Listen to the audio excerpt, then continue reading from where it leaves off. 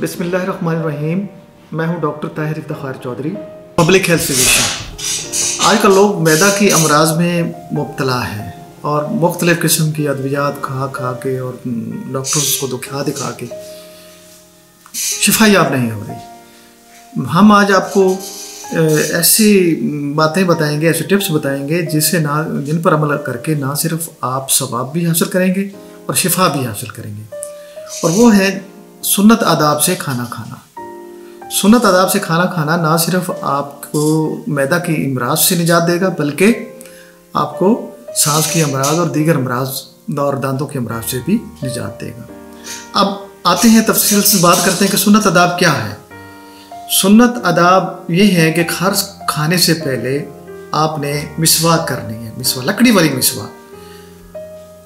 अगर आप कोई पेस्ट, ब्रश, मंजन इस्तेमाल करते हैं तो प्लीज़ उसे बंद कर दें। ये मैदा की अमराज को बढ़ा रहा है, कम नहीं करता।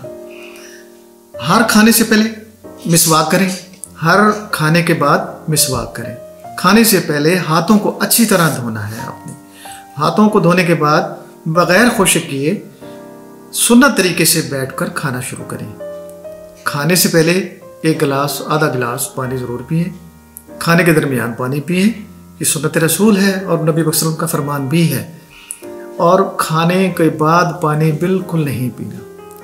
छोटी बुरकी अच्छी तरह चबा के खानी है, भूख छोड़ के खाना खाना है, और खाने के बाद आपने दोबारा मिसवाक करनी है और 40 कदम वॉक करनी है।